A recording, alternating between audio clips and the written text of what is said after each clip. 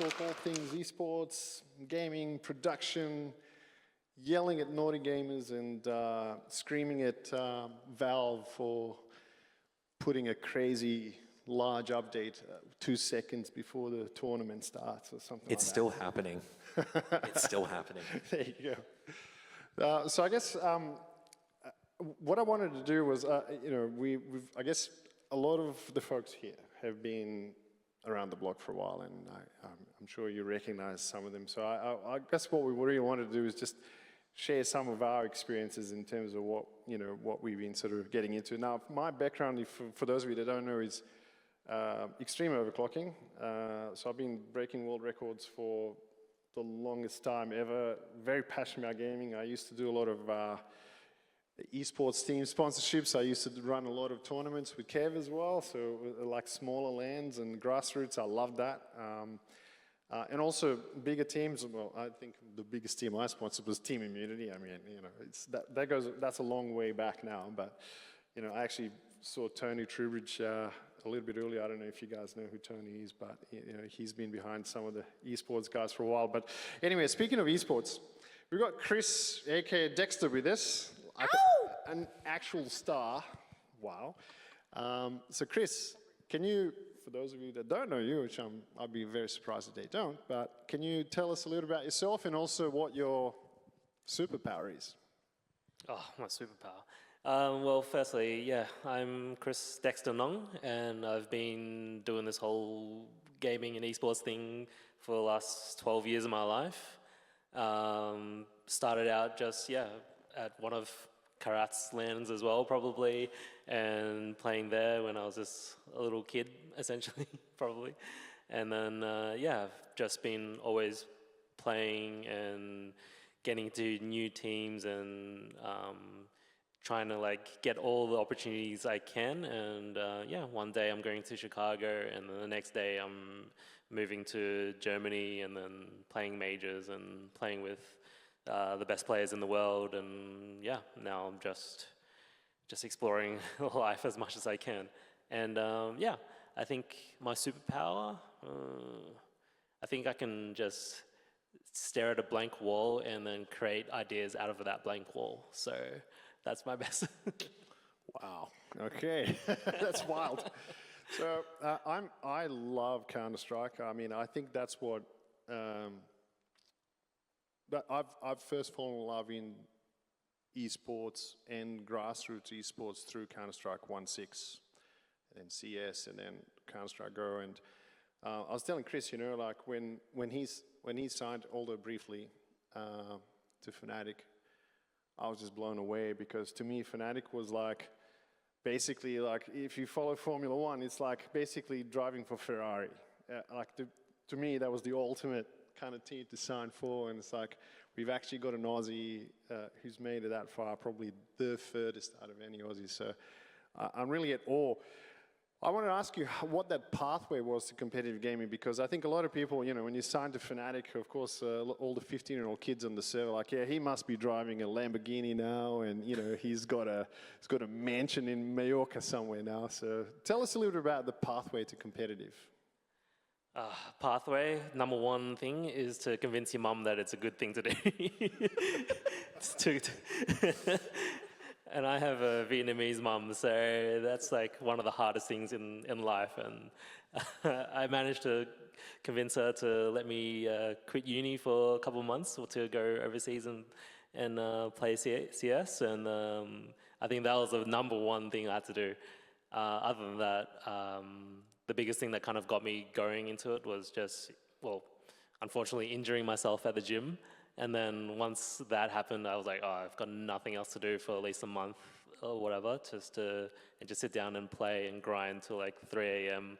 for the next month. And then, people started noticing me. You want to join your little groups online.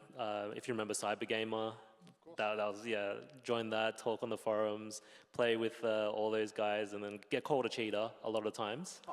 I got banned, and I had to make forum threads and everything like that to unban me, because people thought I was cheating. So, things like that.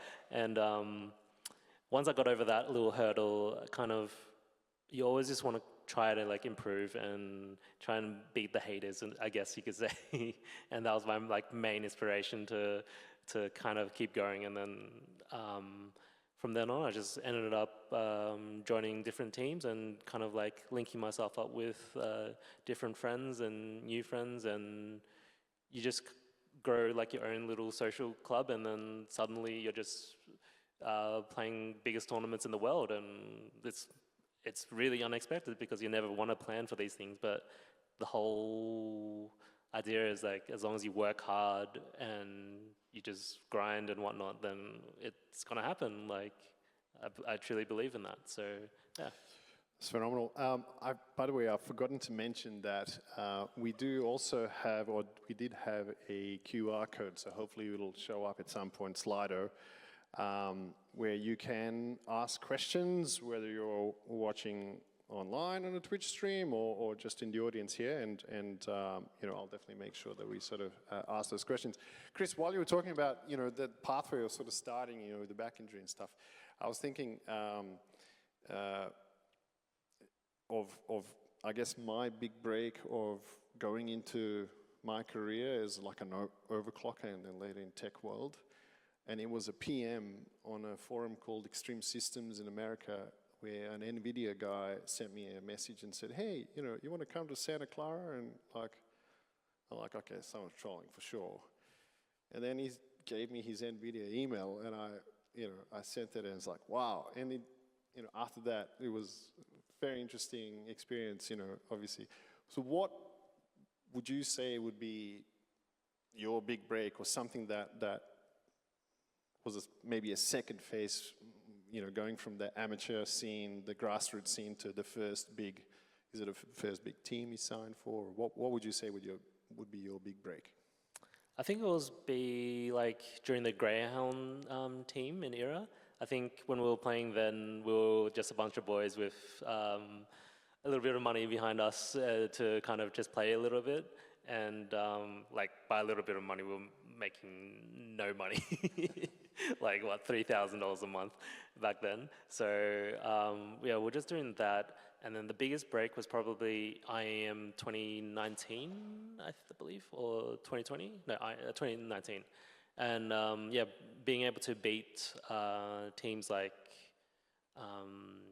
Liquid at the time and SK and all that kind of stuff, like kind of propelled our names into like everything. Like as soon as you make it to one of those LAN events, it's like, you're gonna get there. It was a lower bracket run as well, wasn't it? Yeah, Yeah. yeah. I do remember, I can't remember what team it was, but I remember there was a Danish team that got knocked out. It was a huge, like... 2017. That was 2017. 2017, yeah. Oh yeah, that was, yes, I know. That was, what's his name? That was North, yeah, North, back then. yeah. Yes, North. I know that was a huge deal. Like, that was the first time that obviously you weren't playing on that team, but I thought that was a really cool thing for an Aussie team to be able to create such an upset as well. So Let it be known that you can be a boy from Bendigo and you can destroy a Danish organization forever. Just let it be known. Don't let your dreams become memes. So Yeah. that is true. That is true. is Tux true. is from Bendigo. Absolutely. I mean, you know, that's the whole point of me asking him what that big break was. I mean, we were all part of the grassroots, and then eventually opportunities open up, and you just, I guess, you know, I want to ask you, that's my next question now. You know, esports sounds very glamorous, and you're playing for Mouse Sports, and you're playing for FaZe, and you're traveling everywhere, but, you know, what would you say, what kind of work do you think do you put in behind the scenes that maybe people don't necessarily know about? Can you tell us a little bit about the grind and the effort? I think a lot of the first era of like my grind was just literally just DMing and all that kind of stuff until like 3 a.m. But like a lot of the time, what people don't realize, like when you actually join these big teams especially, is that half the grind is just being able to deal with like the social aspects of it, like within social media and everything like that. Because once I joined one of these teams, like you've got the angry betters that will just constantly message you on every single way, and learning how to deal with that, especially during like peak COVID era, when like you can't talk to anyone, you can't like socialize as well, and just laugh about it. And then like that was like the most, I guess, unglamorous part of the whole time. And yeah, a lot of it was just like, just your death threats and everything like that. And like, that's what you had to kind of learn to kind of grow your mentality with and put it behind you, because even like, that's what I know every player deals with. And when everyone goes through a slump, especially, that's when that's when everything is just being pounded like at them. Yeah, actually, we have a question from Eric at Slido, which is fantastic. It's a timely question as well. And the question was about mental health. And obviously, COVID time was a tough time as well. Joining big orgs, dealing with people who are upset because they lost a bet. I mean, how did you deal with all of that? What was your method, to try and deal with some of this? Obviously, it's not an easy thing to do, especially when you're away from home. Yeah, I think it was 2021, and during that time, we weren't doing too well, and a lot of people were obviously messaging and saying like the worst things possible. And what worked for me, I guess, was just to turn it around on them and like kind of like laugh at myself a lot more. And once I started doing that and like just appreciated being there and being part of that whole like scenario, I guess you could say, like it felt less like pressure. Like it wasn't me fighting against him. It was just me like just going through the ride and just like focusing on my own thing at the time, and just like going that way, and not just like stopping at every person and being like, oh no, I need to like fight you. And that's probably like 10,000 messages I've gotten. So the advice is pick your battles, I guess. Yes, yeah. That's a good one. I've got a question for you. Let's maybe shift gears on Intel Extreme Masters, IEM, and Majors, and I guess PC performance. I guess the question is, how much does reliable hardware actually matter for performance when you're in these big tournaments?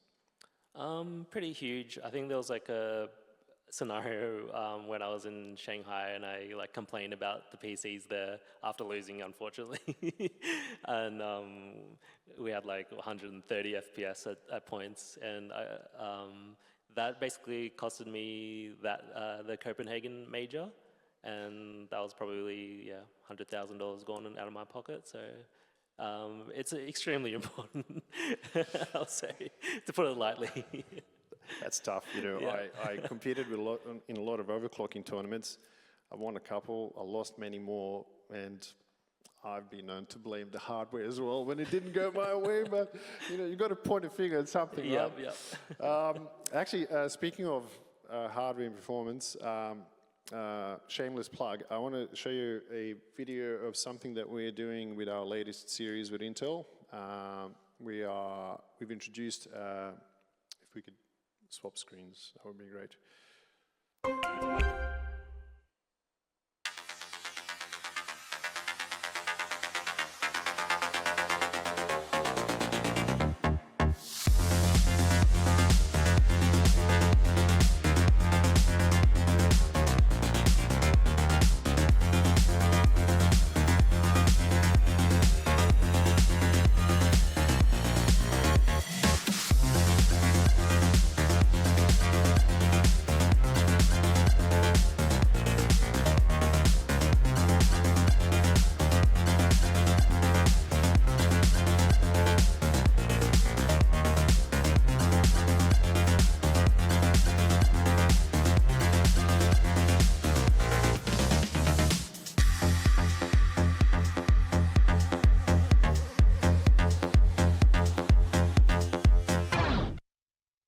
So what we've done, we've actually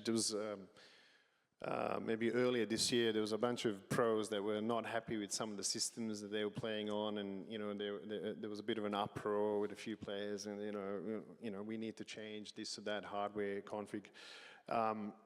We've actually done a lot of work this year at Intel to create some serious improvements with Core Ultra PCs, the Arrow Lake and the 200S boost is part of that.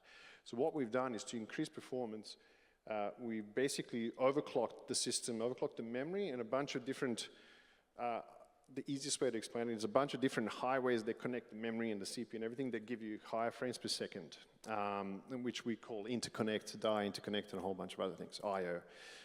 And the reason we did that is really just to increase frames per second, but in Counter-Strike 2, the official systems now are Acer Predator 7000 series, which are Intel Core Ultra 9 and I think RTX 5080.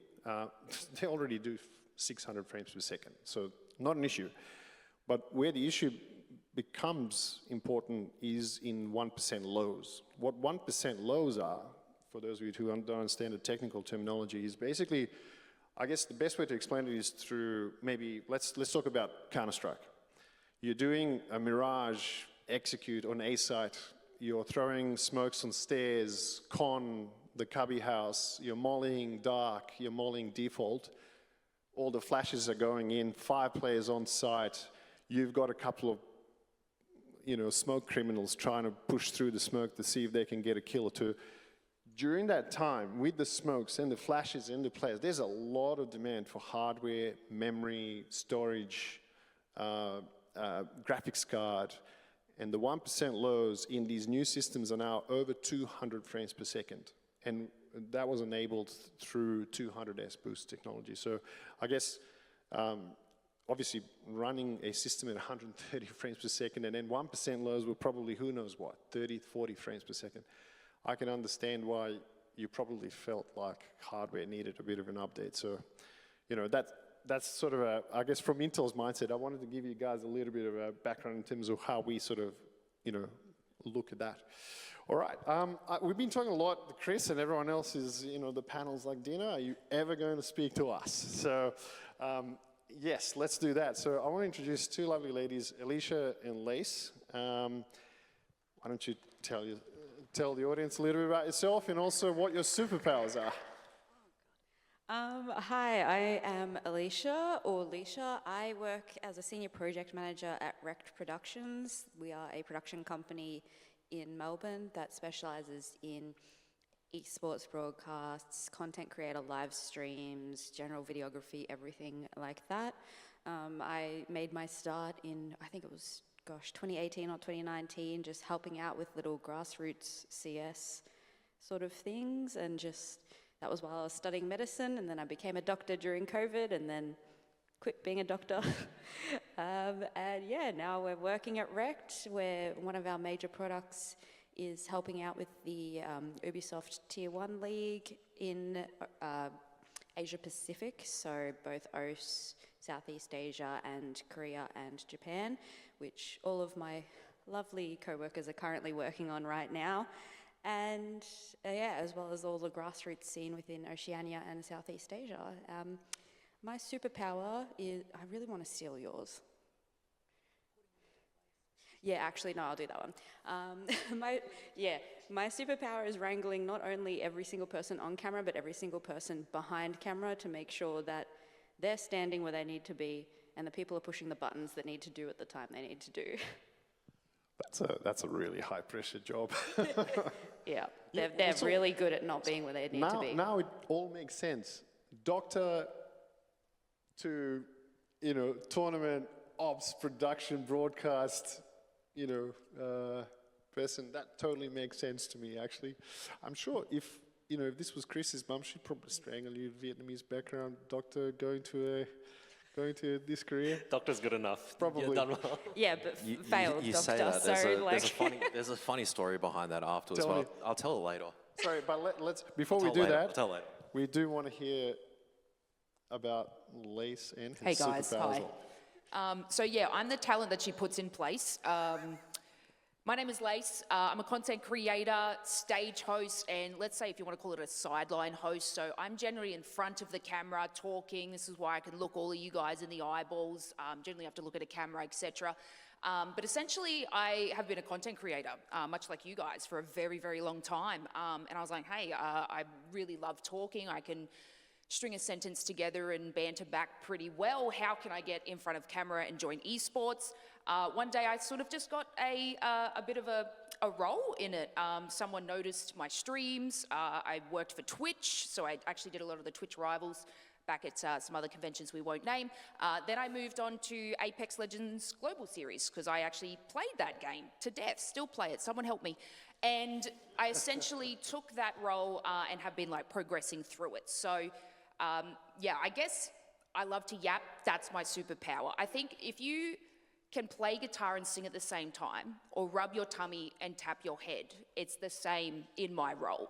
You have to learn to talk and string a sentence together while someone is talking in your ear, giving you direction or telling you to throw, or yeah, charades or stats, or have feed coming through the mic and talking. So if you can, do that, yeah, I reckon you could do my job. You know, it's, I was looking at Slido questions, and obviously this was posted while Chris was sort of chatting, but I think it's kind of relevant to what you're saying, so maybe I can ask you that. So Dom was asking, is it possible to be both an esports pro and a high level and an active content creator beyond the team, org, brand, etc.? So how would you see that, Lacey, if from your point of view? Absolutely not. Sorry, Dom, shutting that down. You have to pick one of the other, but like you were saying, where I guess you go professional and then you'll join into the like sponsorship brand side of things. You're kind of doing what a content creator does in a sense, just in a different avenue. So you can do it, but you would not be like mixing those two together at all. But you would still, I guess, have the same outcome where you kind of mix your content into your pro career, but nah. Hey, Alicia, just I guess a question on that broadcast and production element. Can you give the viewers and me as well, educate me on what the different roles are in broadcasting and production? Sure, it absolutely depends on sort of the size of the product that we're doing. We can have anywhere from 2 to, how many do we have at PAX this week? Whereas my schedule in my mind, I think we have about 15 to 18 different contractors at the moment, but on a typical broadcast, you will have sort of the producer who is controlling everything that you see on the stream. You will have the project manager who does all of the grunt work beforehand to make sure everything functions. You'll have, oh gosh, a graphic designer to do everything. Yes, thank you, my list I wrote earlier. Yeah, there's a lot, and this was not all of them. Yeah, so you have sort of, in really intricate streams, in basic ones, the producer will just be pressing everything. If you're getting into really complicated ones, you then have a graphic switcher who is choosing the graphics that the producer sees. You have an audio engineer who is running all the levels and muting things and everything like that. You have a broadcast engineer who is making sure all the cabling is working, troubleshooting things as they happen. You have camera operators when you have multiple cameras on a stage or something like that. You also have, for some of our products, we have player cameras. The players playing at home in their homes, they send us a feed of their camera and we link that up to the observer who is looking in the game and make sure that we're showing the right camera for the right person whenever they change the button. We have the administrator, like the tournament operator and the administrators. It's forever. Like there's so many people. Wow, I'm trying to picture the insane level of coordination that this requires, and like how tightly you'd have to actually work with all these people to make this work, and then at the snap of a finger, get Lace to just switch on and rock and roll. Yeah, so it's all of that, and then it's wrangling all of the players, it's wrangling all of the talent, giving everyone call sheets, making sure they know where they need to be, when they need to be, having run sheets so they know what is being shown and what is being done when. So it's a lot of organization. All right, so that's all fun and games, but I think everyone here is sitting and thinking, all right, we want to hear some dirt about what happens behind the scenes in broadcast and production, so can you spill the beans? We want to hear the juicy stories here. Oh, like, in our company, it's just a lot of brain rot. We just start losing our minds and saying, because we have these, we've gotten to the point where we have these headsets. So we are all talking to each other through mics that go directly into our ears, and we are just sometimes saying the absolutely stupidest things just because we've been on this product for so many hours that we're just dead out of our minds and just doing our job and just saying, like, one guy loves to say chicken burger, and Cristiano Ronaldo, like, it's just like, and then someone will say something stupid and then we'll be ribbing them for hours about something stupid that they've done, things like that. It's chaos. It's not selling this very well. No one's going to want to do Oh no, this after it's the fun show. chaos. Like, Everyone's already depressed. Nah, just kidding. Lace, please help us here. She's been too modest.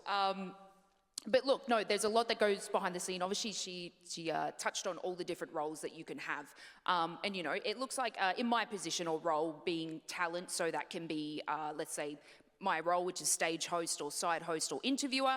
You also have a desk, so you've got a desk host. Then you have like the panel of analysts, so they're going to have like intense knowledge of the game. You've got the casters, so they're the commentators, the ones that talk over the top of your game, and most of you hate them. You're like, why did he make that call? Why did he say that? You do have those sorts of roles in front of the camera, and what you wouldn't see behind the camera for my particular role is, like I said, the in-ear mic and all the feeds that are coming through, the conversations. You might even hear chicken burger randomly and I'm mid-sentence live on camera. It can sometimes throw you. What they'll have is like map feeds. I have to look at, the observing screens. I need to look at all the stats and information. I'm sitting there on my phone and laptop, or I'm scribbling stuff down, so I essentially have to absorb all this information to be put on camera to say it in 2 minutes. So there is some craziness behind the stage, definitely, when it comes to that. And if we don't have powerful performance, I'm dead. Like, I literally cannot do my job. If my mic cuts out, that's terrible. If production goes down and they're doing something else because they're putting out a fire elsewhere, I'm sitting there like, who do I throw to? Okay, I guess I just got to keep talking about absolutely nothing. So that's kind of where the on-the-fly stuff comes, but there is a lot of groundwork and background work that I do need to do to make the production run a little bit smoother. But then, with all the roles that she explained before, there is so many different connections that all need to seamlessly work together. And of course, if you don't have a powerful backed up, I know IEM, I think, is all Intel-based. So, you can run us through a couple of stats of those, but I do know that you need one hell of a production just to be able to get things going. Yeah, actually, that's a good point. I mean, I was just, I think, Alicia, when you were talking about all these roles and screens and casters and analysts and graphic switches and engineers, and that's a lot of compute power. I'm just imagining you sitting on the top of a server rack or something somewhere in some dark room. I mean, what sort of, I mean, how tell us a little bit about the hardware aspect of it and, the importance of that in terms of production. yeah, absolutely. So I guess basically all those roles I mentioned are behind a computer, and there are often computers that are also idling and doing their own thing, not in active use. So just in our sort of basic studio alone, when it isn't set up for like a huge production, we have 1, 2, 3, 4, 5, 6, 7 computers running at once that all need to run perfectly to make the stream come out perfectly. One of them is just the output PC that OBS is sitting on to stream to Twitch. But then if one of the player computers doesn't have good performance, then you're having stuttering cameras during the feeds. If the observer computer doesn't have good performance, the viewers can't enjoy the game because you're getting a stuttery or a low quality gameplay. And then if the casters cannot see the feed because the system that they're on is not sort of good enough, they can't talk about what's actually happening in game because they can't see what's happening in game. So it's really quite important that we have systems that are reliable and powerful, and we know that we don't have to worry about those sort of issues happening when we're also worrying about everything else that we need to do to make sort of like a good broadcast happen. There was a good question, Slido, for either one of you. Do you find your role easier today than it was in previous years? Has there been any progression or difference in terms of doing this? In terms of our roles in sort of the broadcast side, definitely there's a lot of programs and hardware that has made things a lot sort of simpler and quicker for us to do. But it's just, I think it's probably more for you, would be a bit more. I started like 2 years ago, so so whatever we had then, we have now. But no, look, yeah, it is always ever changing. So each time, let's say I went to a production or a broadcast or something, whether it's here, overseas, etc., a lot of the time you are seamlessly using the same things across it. I've done a lot of large-scale broadcasts as well as, the smaller ones, especially with Rect and stuff. So you got to understand that there's going to be multiple different types of, I guess, mics and equipment that you'll be getting. So it's always ever changing. Yep. I wouldn't dare say I would know if it's like increased in power or anything like that, or if it's getting better, but you need to be like covered and all over absolutely everything, because if you don't understand how some things work, again, it's all a flow and effect. You're going to mess up the broadcast, and then you guys are going to see that and going to be like, that silly girl online said something stupid, so. Yeah, we've got a question on the slide about what kind of system would you recommend for an entry-level caster producer? So maybe I'll take this one. We are also, by the way, giving away a Intel Core Ultra 7 265K. So one of you is going to be able to win that CPU. I think from Intel's perspective, about 4 or 5 years ago now, we changed how we designed our CPUs to create what we refer to as a performance hybrid architecture. So what we've essentially done is, when you design a CPU, you've got a limited amount of silicon that you can put on there. So what we found the trade-off was to have a certain amount of performance cores that will have a good experience for gaming and responsiveness, a whole bunch of other things. Then we added a whole bunch of what we refer to as efficient cores, and we could fit 4 efficient cores to 1 performance core. So we could have this multi-threaded performance beast, basically, that plays games well, extremely well, but also does all these background tasks as well. So I think you mentioned OBS. We've got a lot of optimization with OBX, XSplit, you name it, all of these. So when you're gaming, streaming, recording, the Core Ultra 7 is by far the fastest CPU. In fact, the Core Ultra 7s are around 50% faster than the equivalent X3D chip in our competitor's product in multi-threaded operations. So significantly faster 3D rendering, exporting videos and things like that. So it's been designed basically to play games really well, but also not let you down in other things. So potentially like entry producer, streamer, having performance hybrid architecture and that capability actually really makes it a much more seamless experience. So on that, I was thinking about a couple of things you guys were talking about, especially with all these different things that are going on. And I was thinking, is there, this is going to be a bit of a skull question, my son will absolutely faint now, but is there something that you think AI would be able to do to maybe help eliminate some of these trivial background tasks that potentially get automated?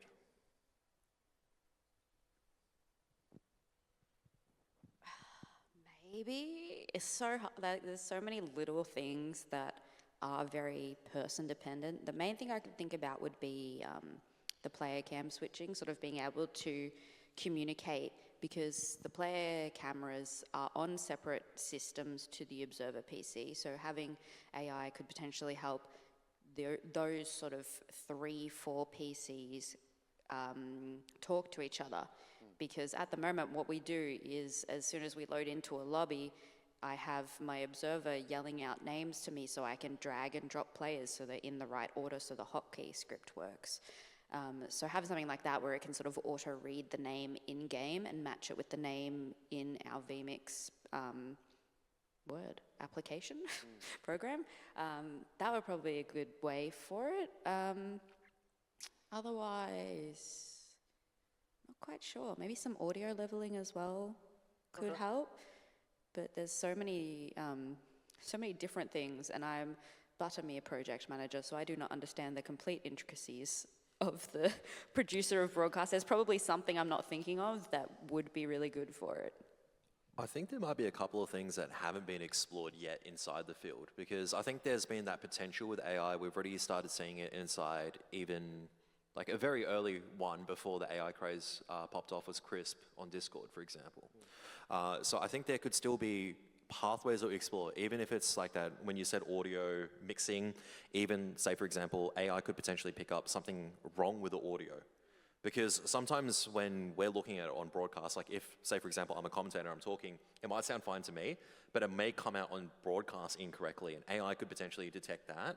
And as a result, it's like another assisting part in making sure the final product is well. And I think that's the potential of AI, is looking at ways it can help solve a problem at the end of it. It doesn't have to be necessarily there's a very binary view on it, I feel like sometimes, but there's a lot of nuance to it. Obviously, it can be a very helpful tool, and I think that's where we should be looking at the potentials of it, but not using it to completely replace people. I don't think it can do visual mixing, for example. It can't replace, like, AI is not going to be able to replace a commentator, for example. It's going to sound very stock standard because it's going to use every phrase. Like, we can't replace Lace. There is no way you can, because even if you try to, it's just going to be the same product. And the reason why a host, and why such a fantastic host like Lace can do so well, is because they're able to read what goes on and adapt every single time. Every single situation is dynamic, and AI cannot do that just yet. And I don't think it ever will. So. Yeah, you just covered why I picked up the mic here. Good job. Yeah.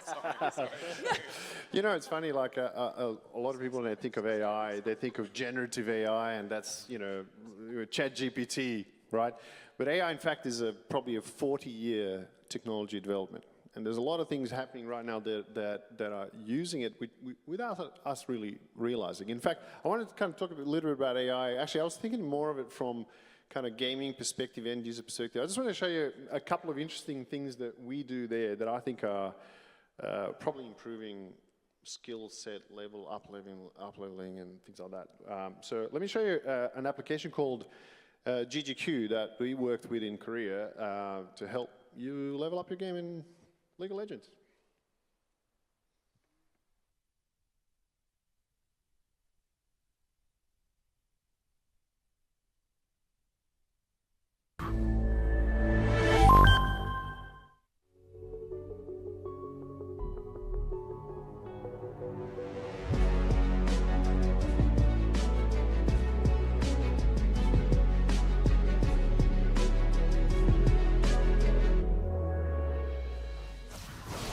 If we ward like this, we can definitely see the enemy's movements coming from the top jungle to the river. Adacon will appear soon. The course of the game could change dramatically.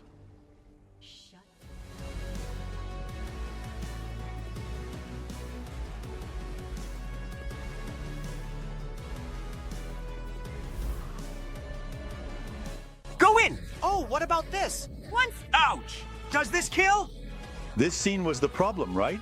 Yes. Up to this point, I thought it was worth trading with the opponent, but the problem was taking a big hit from the opponent's CC skill.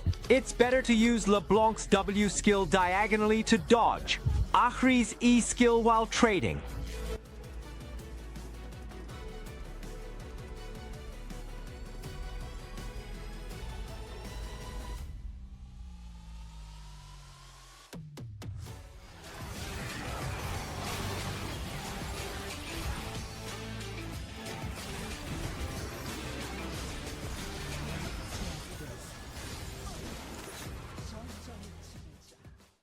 You get the idea, I guess.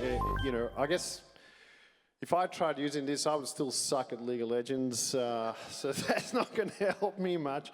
But there are a whole bunch of different gaming assistants that are being developed now. We've also got another one from with Black Myth Wukong. Different style, different genre of game, but I think what's valuable in that particular one is you're getting tips in real time and also videos on how to defeat certain characters and bosses within games, so you don't have to tab out and like check out YouTube or whatever. So I guess people that are maybe impatient and want to kind of run through some of the game faster, that might be an interesting way. I guess this sort of post report is kind of an interesting one. Any thoughts on that, Kevin? In terms of the league one, or in terms of the single player In terms of the games? league one, I guess, yeah. My honest thoughts, or? Yeah. So you remember when I was talking, like you probably picked it up. Remember, like you heard like where they tried copying the commentators, and it was like AI. That's why can't be replaced yet. That's my first honest thought. Secondly, it's a very good tool on actually analyzing a lot of data and sorting it out. So I think like that was a very simplistic. It was like, essentially what they broke it down to was like skill issue, dodge better next time, lol, was the analysis. Yes. But there's actually points where over a longer period of games, also like a longer period analysis, I think, Chris, this would actually be very relevant for you as an IGL, would be because right now, like what I see a lot of players have to do in Counter-Strike as an example, and even with LoL coaches and any other game title, you have to go back and review your games. And reviewing games isn't as easy as like, cool, I can just quickly skip to the moments. You have to take time finding that right moment, break it down, things like that. That's where the use of the tool comes in. So I know like I joked a little bit about like the voiceover and things like that and it being simplistic, but you can see it being applied to a much higher level where all of a sudden you can apply through a much larger sample set. No longer do I need to sit through 1,000 games that have been played in this period from 2025 to 2024 at a tier 1 level. I can get an AI tool to analyze it, to break down exactly which points, or maybe I'm counter-stratting a team and breaking down exactly what execs they're doing, so I can actually counter-strat a team in a much more efficient manner. And it doesn't mean that I'm going to use that as gospel, but it gives me a good indication of, say, if I'm versing this team and they have a tendency of doing this, it picks up on that tendency much quicker, so I can then have that efficient time to go back and use and actually executing on the server, instead of having to spend all that time planning and counter-stratting. So. Yep, makes sense. Hey, I was preparing a few different videos. I'm going to skip a couple because we're going to be running out of time. But one was really showing AI in graphics sense for Intel, where we triple frames per second. We go from 50 frames per second to 150 frames per second on a thin and light laptop, just using AI. It's just absolutely phenomenal. But I'm going to skip that. One thing that I do want to show, and because Alicia and Les, you kind of touched on this a little, automating certain processes, macroing them, and using it for content creation, things like that. There is a really cool application called Cephable, which, so you'll have to excuse me skipping a couple of slides, but I want to show you this. I think it's pretty cool. You can use non-keyboard and mouse basically to control the PC and create macros. It doesn't have to be a game. It could be a content creation like Premiere Pro or something, or production use case. But yeah, so anyway, let me show you Cephable now. Cephable is a platform that empowers individuals to create and manage their own personalized, accessible controls using adaptive inputs such as voice controls, face expressions, body gestures, eye gestures, virtual buttons, and more.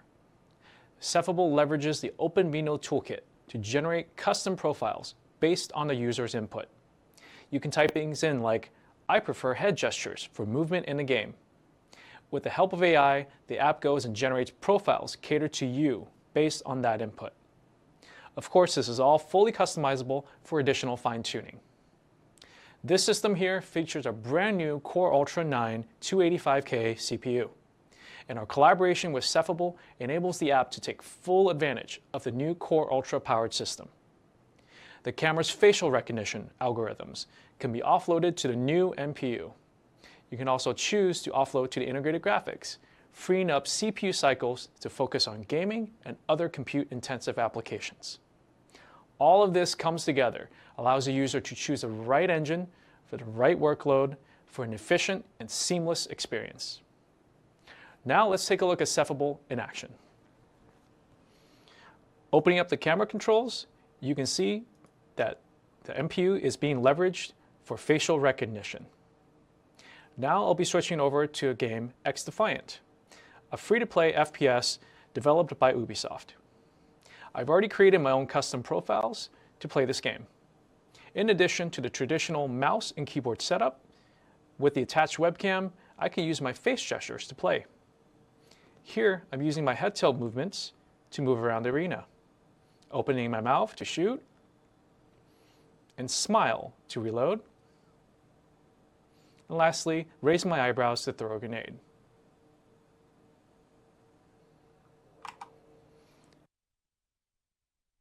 Raise my eyebrows to throw a grenade. That was a bit wicked. But you get the idea. Look, this application was actually developed for commercial use case initially for people with disability. So, you know, workplaces being able to use PCs, AI developed for good. I actually really think it's super cool. But also, being a gamer or a content creator too, I can totally see this being quite usable for broadcast production, you name it, esports. It's actually kind of fun. I was going to give Lacey a challenge, actually, Yes. now that I know that she's a content creator. Yep. What's your favorite, RPG game to play? My favorite role. I haven't played a role-playing game in ages. Do you reckon you could use Cephable to maybe beat I think the last one I played would have been Dragon Age. Dragon Age? How about something like Dark Souls? Would you ever play that? I've never played Dark Souls. I think I tried Elden Ring once. You know that first boss? I couldn't defeat him, and I was live on stream, and I quit, and I never played again. So. See, Black Myth Wukong, that AI assistant would have helped out there. Maybe I might try again with AI. Yeah.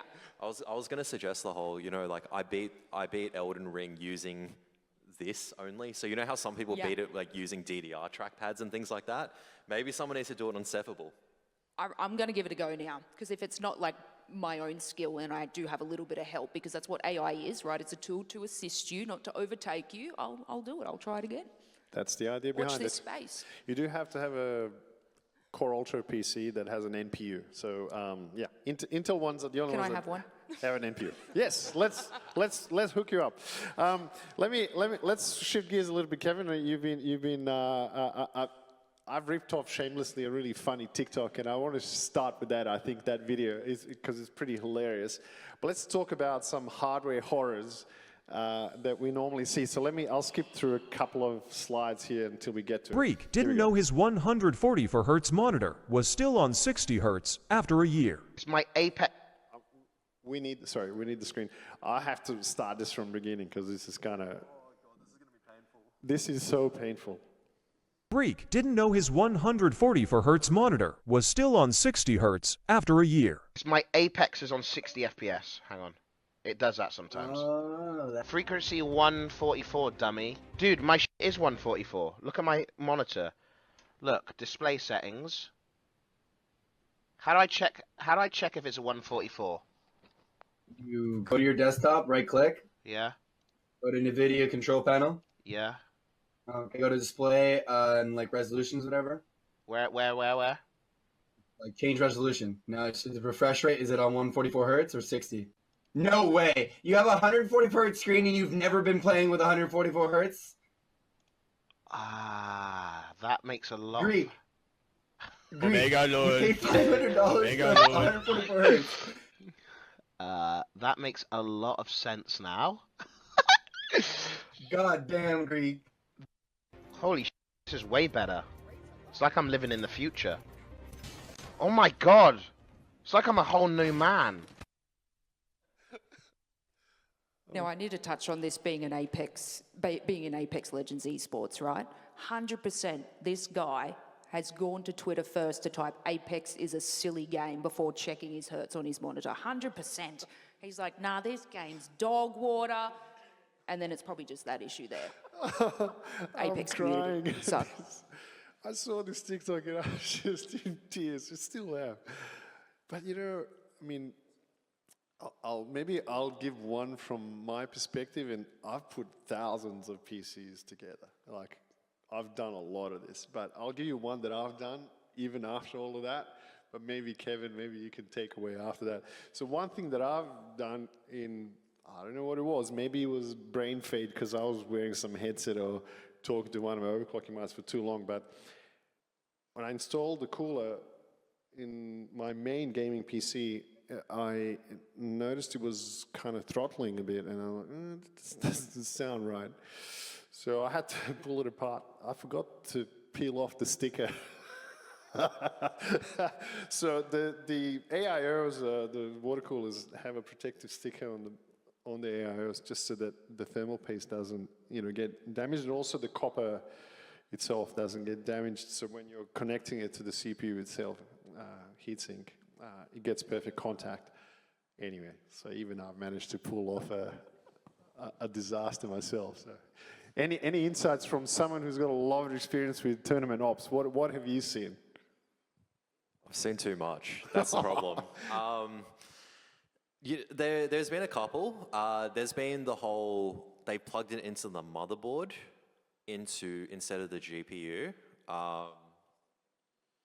And they were crashing out at the same time. And the only reason I picked it up was because they had another processor that had an inbuilt graphics card, and I'm going, why do you have that as a driver? Because that doesn't make any sense. And they were crashing out. They were going like, this PC is faulty. Da, da, da. I'm like, let's just take it from step one. So I'm that tech guy going, have you tried turning it off and turning it back on? But in this case, it was plugged into the wrong one. There's been way too many. Way too many. That's probably my favorite one recently, though.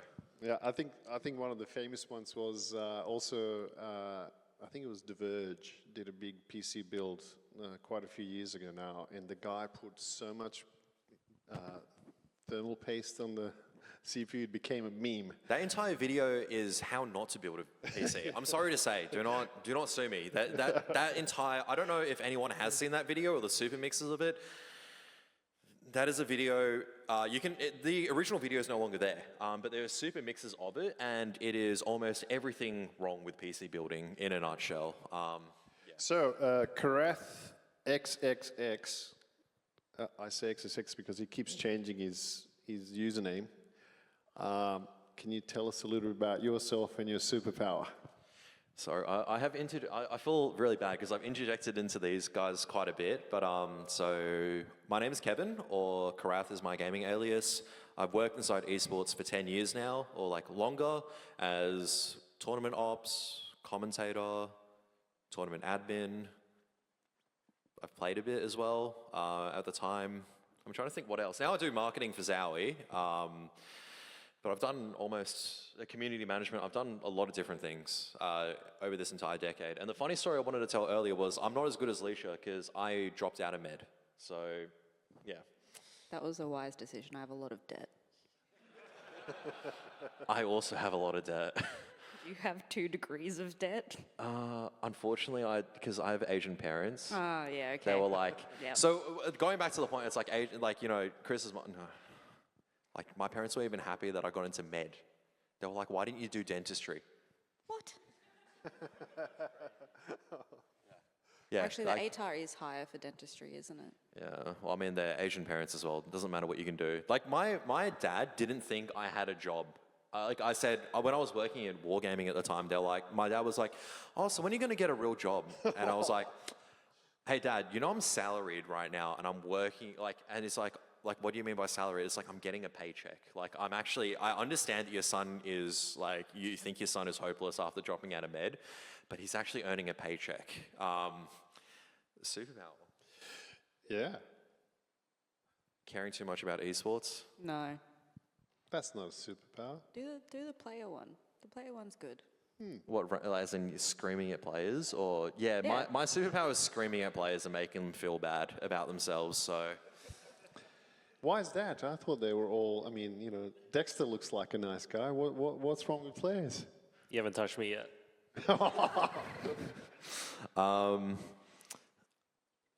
So whenever they're going on hardware and they go like, oh, there was another one at actually a Sydney LAN was like, why is my PC not running at the frames that I need to?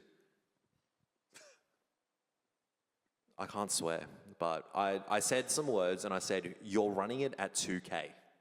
This is back in 2018. So it's like, okay, I understand right now you should be able to run things at 2K, not a problem. But back in 2018, 2K was like very much, okay, like let's not expect too much out of it. You're getting like 60, 120 frames. This guy is running 2K Counter-Strike on not a top-of-line PC and going like, why are my frames bad? And I might have said some choice words and said, change your resolution and don't bother me again. I'm kidding, but I said, flag it with me next time earlier, some Gordon Ramsay words, and I'll fix it. Some more Gordon Ramsay words, so. We were talking yesterday about a few things, and I think this whole playing at 2K in 2017, I'm kind of drawing parallels to bringing a laptop to a LAN in 2017 versus today. Today, they're way faster, way more powerful. And I think you were sort of talking about something about balance of power and battery. What was it that you were saying again? Yeah, I mean, it's been fascinating kind of looking, because like for tournament ops side, right, which is kind of what I wanted to touch on very briefly or tournament admin, where we're looking at player setups or doing all these things, understanding the hardware and kind of like understanding all the nuances there is very, very crucial, because if we don't know what hardware is powering the PC, we don't know what the expectation should be. Like if I'm running something that has like this processor inside of it and this RAM inside of it, I should be expecting Y performance in this game. And if I'm not, there's a problem. So that's kind of like why understanding and knowing the hardware is very, very crucial a lot of the time. Going back to kind of like the hardware and the power, because I know it sounds really weird, but spreadsheets are taking up, actually, this is probably going good back towards Leisha's side. I love spreadsheets. Because I know like a lot of people are going like, what do you mean? Spreadsheets are like just this like little thing that you plug in formulas in, and then maybe if we're feeling a bit fancy, we use the what if value. But no, the broadcast spreadsheets are an abomination of linked sheets on linked sheets, and God forbids if one thing breaks. And I will be the one to break it. And if you are I can't read it. and even like I'd say, do you sorry Lace, do you use like your phone a lot of the time, or do you use like a laptop more a little bit when you're? So I went to, because I'm quite new in it, right? And I turned up, all the other talent have their laptops. I turned up with a new iPhone, and I've come from using Android, and spreadsheets, couldn't open it up on my iPhone. And I was like, crap, okay. So I came back the next broadcast, and this is overseas, by the way. I was like, okay, got my Samsung now, right? I've got Android. Okay, I can open up that spreadsheet. And then I'm like, it's still not good enough. So now I 100% have to bring my laptop. There is no possible way for me to even do anything. I had to annoy other people. I'm like, hey bro, you're busy with your laptop. Can I just check that spreadsheet, check everything? Thank you. It is pretty crucial to now have it. Which, goddamn, I need some battery life. Yeah, and then on that bombshell, we do have to wrap up, because I think we've sort of hit the top of the hour.